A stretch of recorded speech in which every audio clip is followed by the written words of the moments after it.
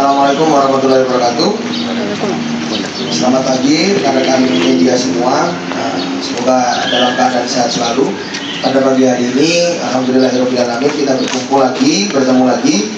Kali ini saya didampingi oleh Bapak Kasih Humas dan Ibu Kanit PPA Satreskrim Polres Pasir akan merilis perkara tindak pidana pencabulan terhadap korban anak di bawah umur.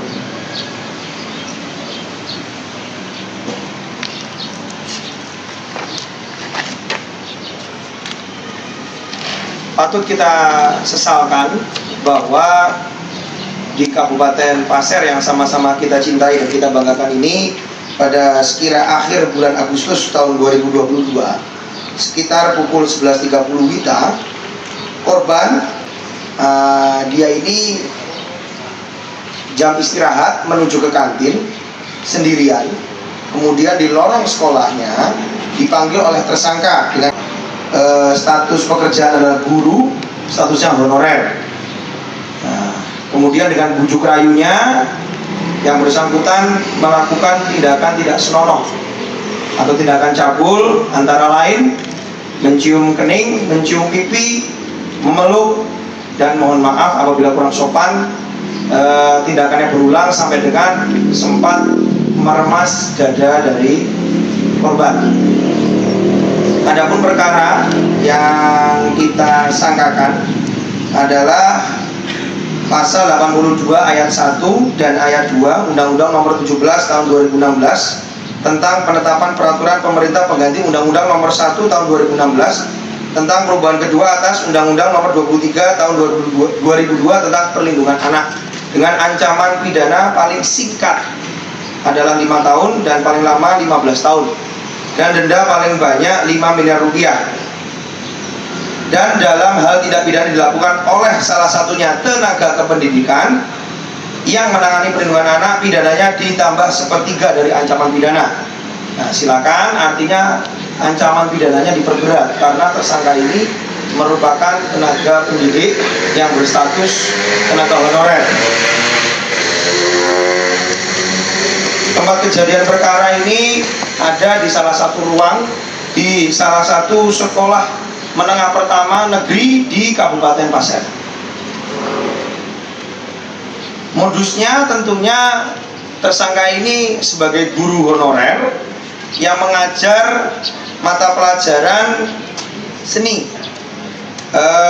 Setiap ada kesempatan, setiap kesempatan dalam kesempitan, dan dia gunakan dalam semaksimal mungkin merayu korban, bujuk rayu, sehingga terjadilah perbuatan cabul kepada korban beberapa kali. Kami berhasil mengamankan barang bukti, bisa dilihat di sini ada mini set berwarna biru, lembar baju atasan seragam pramuka. Korban, tersangka kita amankan pada hari Senin tanggal 10 Oktober sekira pukul 11 tanpa adanya perlawanan. Kemudian tersangka juga mengakui semua perbuatannya. Tentunya ini menjadi keprihatinan kita bersama bahwa di Kabupaten Pasir ini untuk tindak pidana yang dalam kaitannya kekerasan terhadap perempuan dan anak lumayan tinggi. Jadi saya menghimbau dalam kesempatan ini, tolong atur emosi, tolong ditahan hawa nafsunya. Jangan sampai terulang kembali kejadian-kejadian seperti ini. Mungkin itu saja penjelasan dari saya. Saya berikan kesempatan rekan-rekan media untuk bertanya. Dan untuk kasus ini dan ada berapa korban? Sementara korban yang kami ketahui ada 2 orang, namun masih kami lakukan pendalaman. Pertanyaan yang sangat bagus, karena kejadian-kejadian seperti ini banyak sekali korban yang malu. Untuk itu dalam kesempatan ini saya menghimbau kepada seluruh warga Kabupaten Pasir, bagi yang merasa menjadi korban oleh oknum tersangka, dipersilakan untuk melapor ke Satreskrim Polres Pasir. Itu di sekolah sama atau sekolah korbannya? Jadi korban ini alumni. Jadi salah satu korban ini ada yang sudah menjadi alumni sekolah yang sama, Dan korban yang melapor ini kebetulan masih menjadi bersekolah di situ. Jadi di sini saya mengambil kesempatan, monggo silakan kalau yang pernah merasa menjadi korban dari tersangka yang bersangkutan untuk melapor. Kalau dari oknum guru ini sendiri dan sudah berapa tahun menjadi guru honorer? Sudah 8 tahun. Oke, ralat 4 tahun. Berarti ada indikasi Bang ya, dengan kasus alumni tadi ada selang 1 tahun, artinya ada indikasi dengan sangat korban. Sangat, makanya kami masih mendalami. Di sini saya minta bantuan peran-peran dari media ini bisa mengudarakan, bisa menyampaikan. Silakan bagi yang merasa pernah menjadi korban datang melapor di sini. Pak, Bapak, untuk tersangka sendiri itu satu aja atau dia punya komplotan lainnya? Satu orang. Satu orang aja, nggak ada temannya lagi? Ada. Masa? Izin dan itu kok bisa korban berani melapor itu, apakah ada dorong apa, karena pasti kan malu awalnya. Pertanyaan yang sangat bagus. Jadi korban tersebut mengadu kepada kedua orang tuanya. Itu yang sudah lulus atau yang masih sekolah? Masih sekolah di situ. Untuk yang alumni kebetulan tidak mau untuk melaporkan, tapi kami tetap akan catat di situ dan kami tetap akan melakukan pemeriksaan. Itu teknis kami. Yang jelas di sini karena melihat jangka waktu yang bersangkutan tersangka ini 4 tahun sudah di situ, tidak menutup kemungkinan pasti akan berkembang lagi. Makanya kami butuh bantuan dari teman-teman media sekalian. Makanya dalam hal mengudarakan pemberitaan seperti ini tolong dijaga betul kerahasiaan identitas. Saya titip itu. Jadi orang tua korban melapor ke sekolah atau ke polisi langsung dan? Polisi. Langsung polisi ya. Dan untuk pencabulannya apakah sampai meremas dada atau sampai berhubungan intim pernah dilakukan? Kalau berhubungan intim untuk korban yang ini belum dilakukan.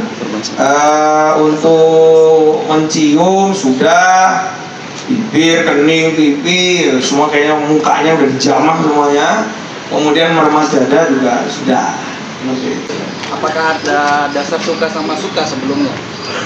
Tidak ada. Iming-iming atau Kayak nilai sekolah, nilai pelajaran? Ada. Kalau yang alumni Bang? Yang alumni belum bisa saya buka karena memang belum selesai pemeriksaan. Karena dalam hal kaitannya pemeriksaan kasus seperti ini tidak bisa dipaksa sama sekali. Izin tersangka sendiri dalam pada saat pemeriksaan, apakah ada mengakui berapa jumlah korban yang sudah? Belum ada ya? Itu tantangan bagi penyidik. Belum. Jadi saya minta bantuan dari teman-teman sekalian. Tapi begitu orang tua lapor, polisi datangin tersangka, dia ngakui langsung atau masih Awalnya mengelak dalam pemeriksaan dan setelah kita dalami yang bersangkutan akhirnya mengakui semua perbuatannya. Korban posisi saat ini masih terus mengikuti pembelajaran seperti apa? Ada sedikit traumatis karena efek traumanya psikologisnya ke anak. Kalau pesan berantai dari masyarakat sendiri itu sudah diketahui Polres sendiri nggak?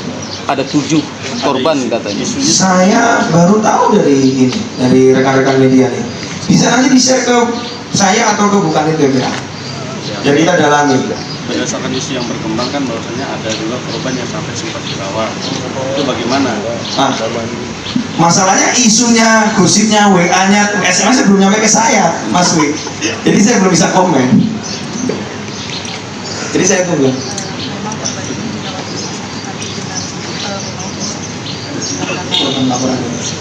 Oh, jadi untuk korban si pelapor ini memang pernah dirawat di rumah sakit, tapi bukan karena pencabulannya. Memang sakit. Ayo.